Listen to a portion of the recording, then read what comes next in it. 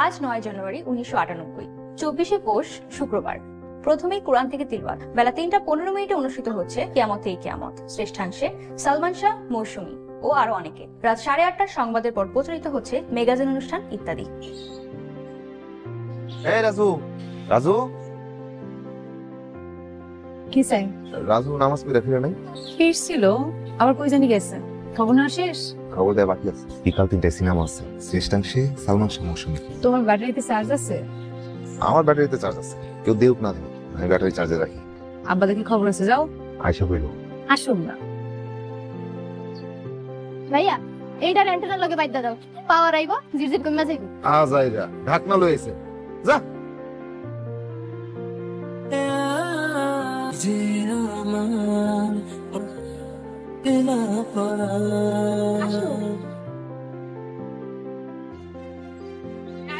আসমা, তুমি আমার পরে তো টিভি ফকফকা হয়ে গেছে।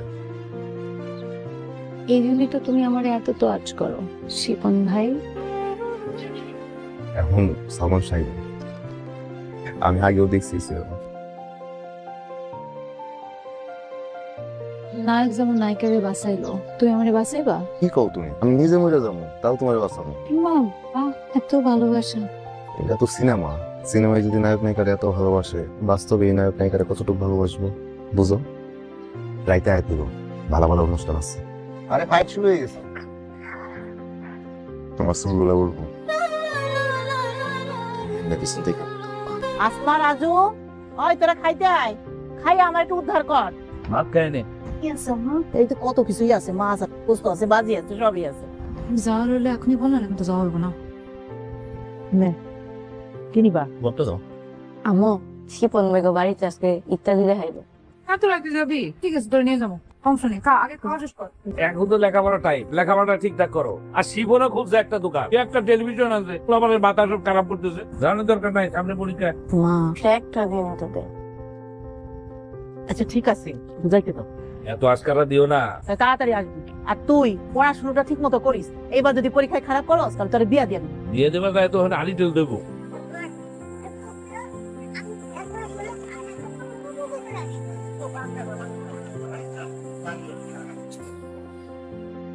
তুমি আমার এত ভালোবাসো কেন? এত কঠিন প্রশ্ন করো। আমি বোকা শোকা মানুষ, এত কঠিন প্রশ্নের উত্তর জানি না। আমার মনে হয় তুমি ছাড়া আমি একটা অসল পয়সা। তুমি থাকলে আমার জীবনের দাম আছে, কোনো দাম নাই। এই কারণে তোমার আমার জীবনে লাগবে। আমার কি মনে হয় জানো, টিভিতে যদি সারাদিন সিনেমা দেখতো, সারাদিন ইত্যাদি চলতো, আর গ্রামের সব মানুষ সেই সাদা কালো টিভিটা দেখতো, আর আমি দেখতাম আমার মানুষটারে, আমার এই রঙিন মানুষটারে। কোত্থেকে পাও তুমি এসব কথা? তাহলে সিনেমা শুরু করি। যাইতে হইব। নেশাবাড়ি করছ না আল্লাহ বোধহয়। আমার নেশা একটাই, আসমা। আসমা আমার বড় নেশা। যখন আসমারে পাবি না, আড়াই ফেলবি, তখন কি করবি? তখন এই বড় মেসের থেকে আরো বড় মেসে চলে যেতে।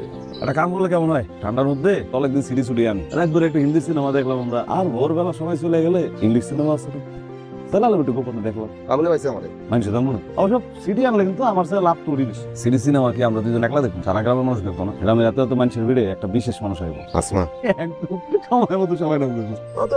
পরিবার 300, 7টা ছবি, 35, 3টে গীতমালা, 50, 350-400 মধ্যে হয়ে যাবে। মেলা টাকা, যদি এই ব্যবস্থা করবো। কি একটা ব্যাপার, চিন্তা কর। টিভিতে চলতেছে দিল ওয়ালে দুলহানিয়া লে যায়েঙ্গে, আর তখন মনের ভিতরে চলতেছে কুছ কুছ হোতা হে। আসমা কই গেছিলাস? রানীদের বাড়ি গেছিলাম একটু হাতে দিই। একলা কেন? রাজন লই দিতা। নিজেদের গান তো সাইকেলে। নিজেদের গ্রামে তো। শোনো, সারা রাত থাকতে পারবা? মানে সারা রাত থাকতে পারবা? বিয়া করে নিতে পারো। আরে সিডি বাড়ানো, সারা রাত হিন্দি সিনেমা চলবো। ওই যে নতুন সিনেমা আসছে, দিল ওয়ালে দুলহানিয়া লে যায়েঙ্গে। আগে আনো, তারপর দেখা যাবে। না কেন চলে যা।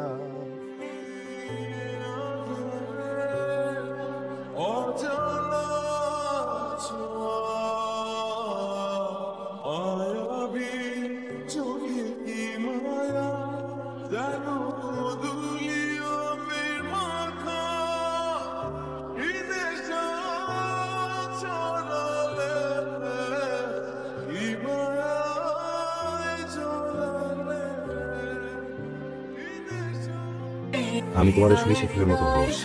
এত সামান্য? জীবনে সামান্য জিনিসই অসামান্য হয়ে যায়। তুমি আমার জীবনের প্রয়োজন। তাহলে আমি তোমার সরিষা, আর তুমি সারা জীবন এই সরিষা দিয়ে ভালোবাসো। আমি তোমার ভালোবাসি সরিষা। আমিও।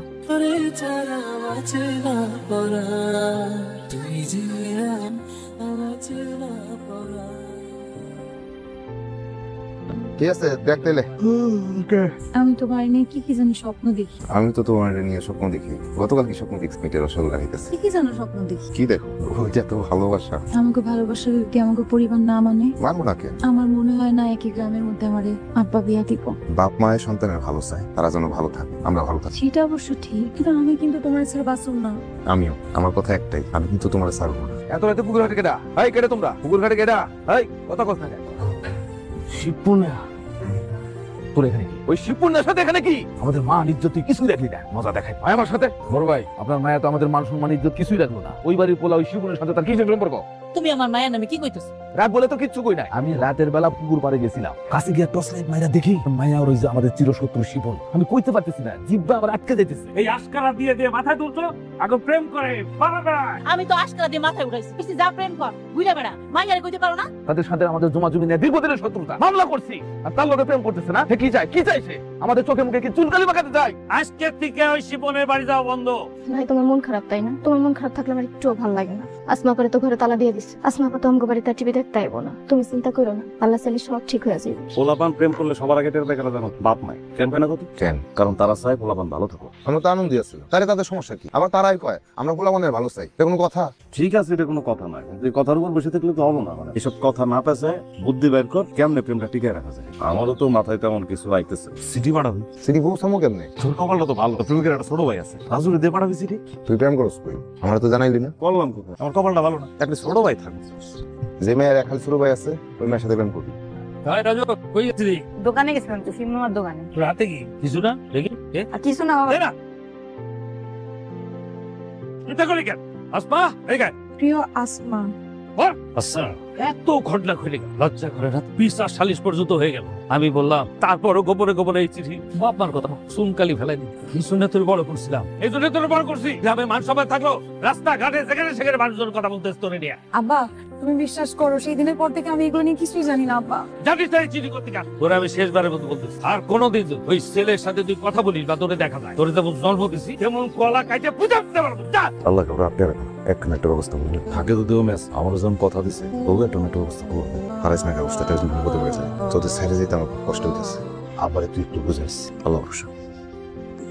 চলো, কি হলো? চলো। জীবন জীবন আমাদের দুটো পরিবার আছে। আমি জানি আমরা একটা ভুল করতেছি, কিন্তু কিছু করার নাই। তোমার বাপ আমার বাপ, জমি আর জমির আইন নিয়ে পড়ে আসছে। এই বিরোধ জীবনও কাটবো না। তোমার ভালোবাসা ছাড়া আমি এই জীবন কাটাইতে পারবো না। আমি কতটুকু ভালোবাসি জানি না, কিন্তু আমি এটা জানি প্রতিদিন ঘুম ভেঙে আমি তোমার দেখতেছি, তোমার এই হাসি মুখটা দেখতেছি। ক্লান্তি নিয়ে ঘরে ফিরে আমি তোমারই দেখতেছি। রাতে ঘুমানোর সময় পাশের বাড়ি সে আমার তোমারই লাগবে। আমারও তোমারই লাগবো। আমার হাসি কান্না দুঃখ সবকিছু আমার তোমারই লাগবে। আমি তোমার সাথে থাকতে পারবো না। আমি যদি কারো হই, যেটা তোমারই হবো, আর কারো না। চলো, দেরি হয়ে যেতেছে।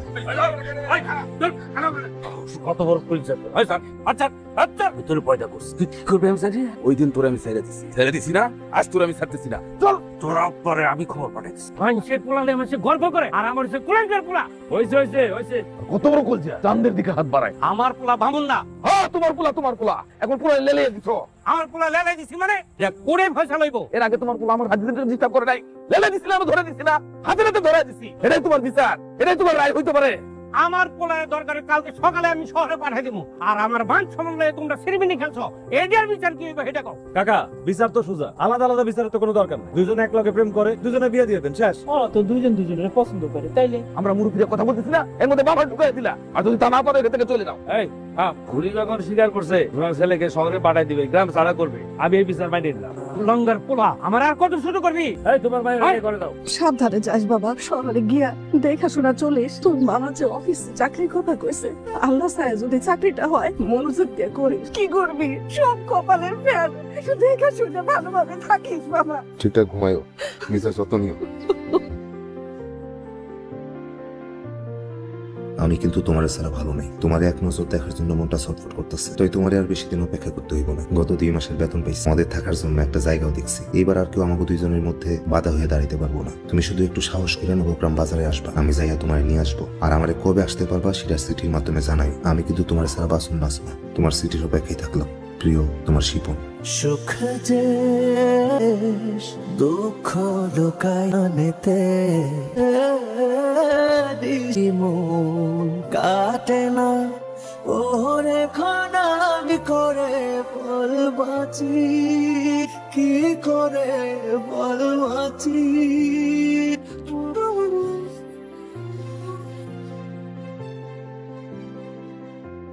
চড়া একলা করে ওরে পোষা পাখি।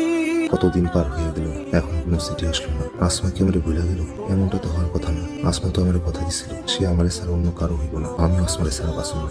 তাইলে কি আসমার কিছু হইল? সবাই একটু বাইরে যা, আমার একটু কাজ আছে। আচ্ছা চল যাই।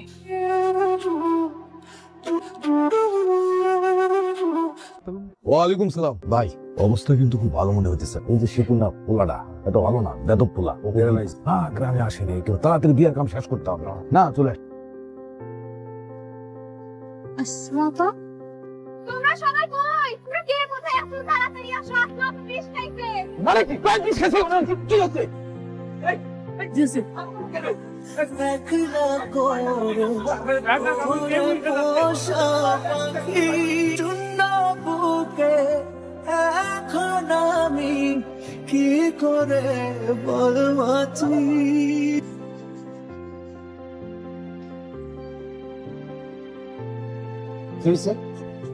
আসমা